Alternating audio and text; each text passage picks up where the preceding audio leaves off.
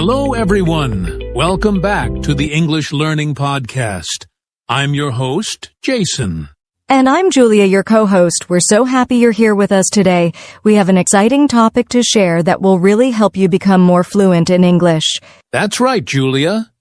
Today, we're going to talk about 7 habits for English fluency. These are simple, daily habits that can make a huge difference in how confidently and naturally you speak English. And the best part is you don't need to move to an English-speaking country or take expensive classes to build these habits. Anyone can do them, anywhere. Exactly. You know, Julia, when I was learning a new language, I used to think fluency was something magical that just happens one day. But later, I realized it's actually built step by step through small habits. Same here, Jason. It's like learning to play an instrument. You don't become a master overnight. It's the small daily practices that build your fluency muscle. So, in today's episode, we're going to share 7 powerful habits that you can start using today to get closer to fluency. And don't worry, we'll give you practical examples and tips for each one. All right, let's dive in. First, let's talk about why habits are so important when it comes to learning English fluently. All right, Julia. Before we jump into the 7 habits, let's talk about something very important. Why are habits so crucial for becoming fluent in English? Great question, Jason. You see, learning a language isn't about studying for a few hours once a week and expecting to be fluent. It's about creating small, daily routines that help you use English naturally. Fluency is built through consistent practice over time. Absolutely. Think of it like brushing your teeth. You don't brush your teeth for 3 hours on Sunday and then skip the rest of the week, right? It's those few minutes every day that keep your teeth healthy. The same goes for your English skills. Exactly. And the best thing is, these habits don't have to take a lot of time. Even 10 to 15 minutes of daily practice can create a big change if you stick with it. Another thing to remember is that fluency isn't just about memorizing grammar rules or vocabulary lists. It's about making English a part of your daily life. The more you live with the language, the more natural it becomes. Yes, and habits help you avoid feeling overwhelmed. Sometimes people feel like they have to learn everything at once, but if you build small, daily habits, you'll improve without even realizing it. That's so true. I remember one of my students who started by just listening to English podcasts while walking to work. It became her daily habit. And after a few months, her listening and speaking improved so much. That's a great example. Habits make learning automatic. You don't have to think, oh, I need to study English today. It just becomes part of your routine, like having your morning coffee. Exactly. And the more you repeat these small actions, the more confident you become. Fluency is really the result of small habits done consistently over time. So, if you want to speak English fluently, focus on building simple habits into your daily life. It's not about being perfect, it's about being consistent. Well said, Julia. Now, let's dive into the first habit that every English learner should build, and that is practice speaking every day. All right, Julia, let's start with the very first habit. Practice speaking every day. I think this is the most important habit of all. Absolutely, Jason. If you want to be fluent, you need to use your mouth, not just your eyes and ears. Reading and listening are important, but speaking is what really builds fluency. That's right. But many learners tell me, Jason, I don't have anyone to practice speaking with. How can I practice every day? And you know what I tell them? You can practice speaking by yourself. Exactly. You don't need a partner to practice. You can do something as simple as talking to yourself in English. For example, describe what you're doing. I am making breakfast. Now I'm going to work. Simple sentences, but it keeps you speaking. Yes. And a really fun method is mirror talk. You stand in front of a mirror, look at yourself, and speak in English. It might feel silly at first, but it helps with confidence and body language too. I love that exercise. Another idea is to pick a topic each day and talk about it out loud. Maybe talk about your favorite movie, what you did yesterday, or your plans for the weekend. It doesn't have to be perfect. It just has to be daily. Right. And even if you make mistakes, that's okay. The goal here is to train your brain and mouth to work together in English. Fluency is like a muscle. The more you use it, the stronger it gets. Also, I always tell shy learners to record themselves speaking. It's a private way to practice. You can listen back and notice things like pronunciation, pauses, and filler words like or ah. That's a great point. And for those who do want a speaking partner, there are apps where you can find language exchange partners. But honestly, even 5 to 10 minutes of self-speaking practice daily can make a huge difference. It really can. The key is to be consistent. Make it a habit, like brushing your teeth. You don't need to speak for an hour every day. Just a few minutes, but every single day. Exactly. So to everyone listening, start today. After this podcast, find a quiet place and talk to yourself in English about your day. It might feel strange at first, but trust me, this habit will transform your fluency over time. Perfect advice, Jason.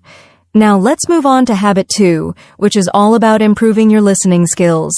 Listen to English daily. All right, moving on to habit 2. Listen to English daily. Julia, I think listening is one of the easiest habits to build because you can do it anytime, anywhere. Absolutely, Jason. You can listen while you're commuting, cooking, exercising, or even relaxing. The key is to surround yourself with English sounds every day. Your brain needs to hear English regularly to get used to the rhythm and pronunciation. That's so true. And it doesn't have to be boring.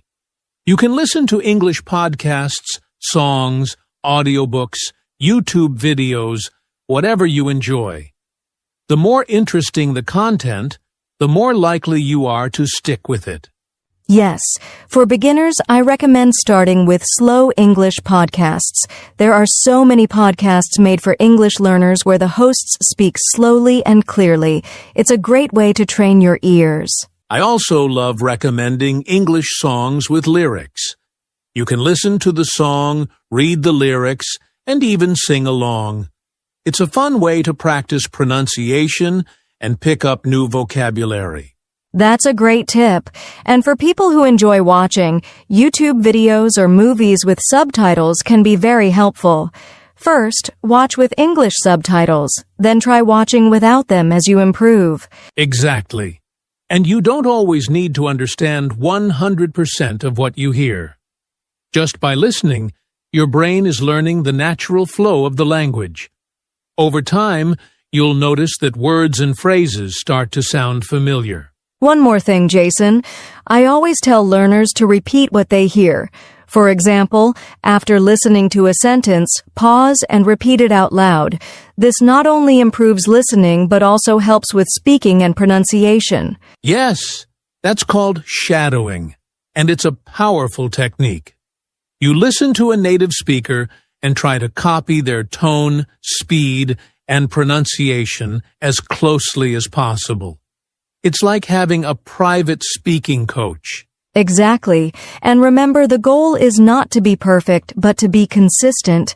Even 10 minutes of listening every day will make a big difference over time. So listeners, after this podcast, pick something you enjoy. Maybe a short podcast episode or a favorite English song, and make it part of your daily routine. You'll be surprised how much your listening and speaking will improve. That's right. Now let's move on to habit 3, which is a fun one. Think in English. Okay, Julia. Now we're on to habit 3. And this one is really interesting. Think in English. I think many learners don't realize how powerful this habit can be. You're right, Jason. Most people learn English by translating from their native language, but that process is slow and makes speaking feel difficult. When you start thinking directly in English, your fluency becomes much faster and smoother. Exactly. Translation is like having a middleman in your brain. You think in your language, translate it to English, and then speak. But if you think directly in English, you can skip that step and speak more naturally. So the question is, how do you train yourself to think in English? It sounds difficult, but it's actually simple if you start small. Yes! One easy way is to begin with simple words and sentences. For example, when you see a chair, just think, chair. If you're walking, think, I am walking to the store. Narrate your actions in English in your mind. I love that exercise, and as you get more comfortable, you can start asking yourself questions in English like, what should I eat for lunch?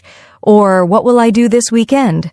Then, answer yourself in English too. That's a great tip. Another method is to describe things around you silently in your mind. For example, the sky is blue today, or that car is very fast. This builds your vocabulary and makes English a part of your thinking process. Also, when you're feeling more confident, try to daydream in English. Imagine a conversation with a friend or think about a situation, all in English.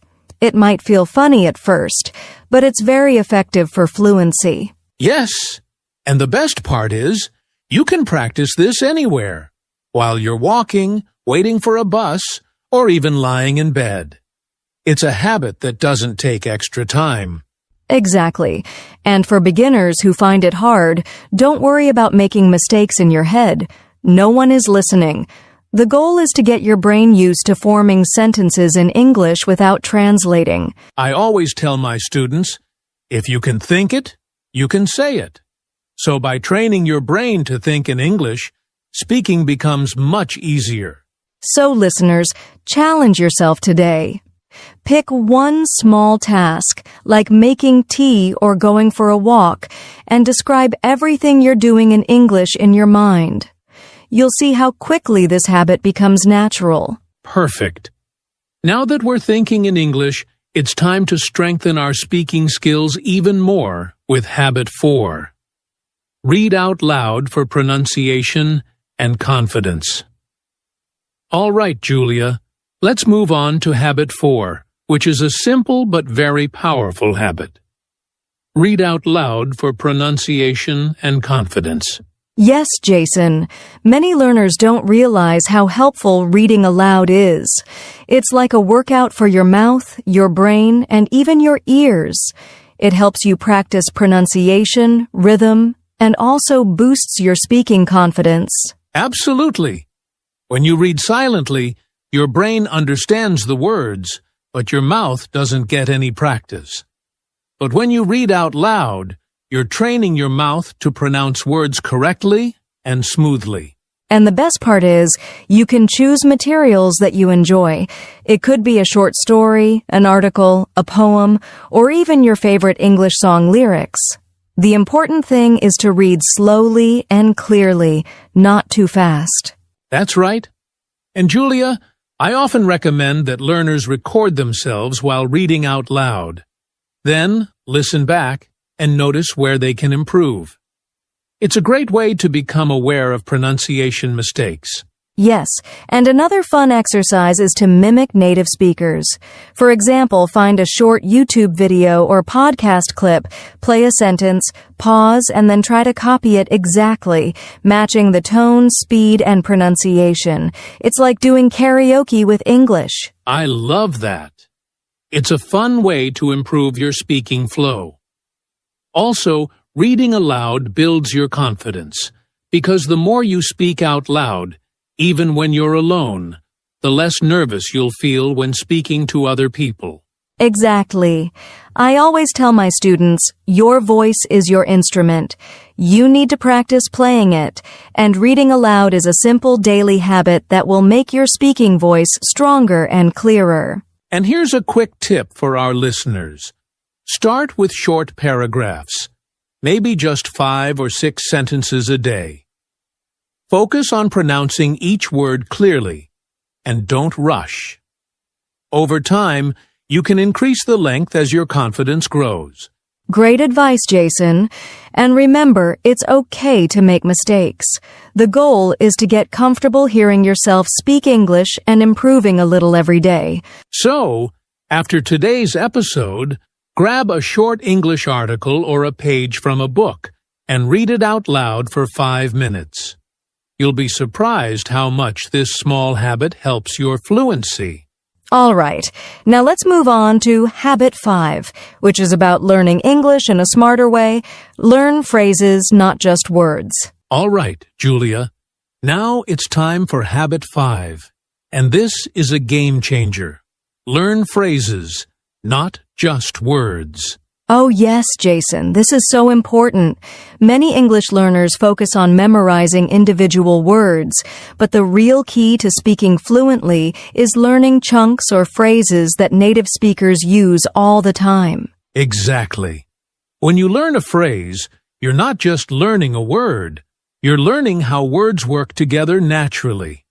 For example, instead of memorizing thanks and help separately, it's better to learn the full phrase, "Thanks for your help."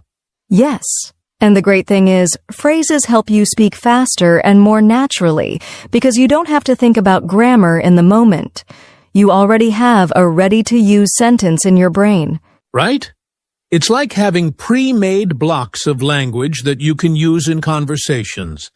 Let's give our listeners a few useful phrases they can start with. Sure. Here are some simple, everyday phrases. How's it going? Instead of how are you? I'm not sure. That sounds great. Could you please repeat that? Perfect examples, Julia. And here are a few more. What do you mean? Let me think about it. I'm just looking. Thanks. For shopping. It depends. These kinds of phrases are very common in daily conversations. If learners practice them, they'll sound much more natural and fluent. Yes, and a fun way to practice phrases is to do mini role plays. For example, pretend you're ordering food at a restaurant and say, "I'd like a chicken sandwich, please." Or pretend you're on a phone call and say, "Can I call you back in 5 minutes?" I love that. Role-playing makes learning phrases fun and practical. And here's a tip for our listeners. Keep a phrase notebook. Every time you hear a useful phrase in a podcast,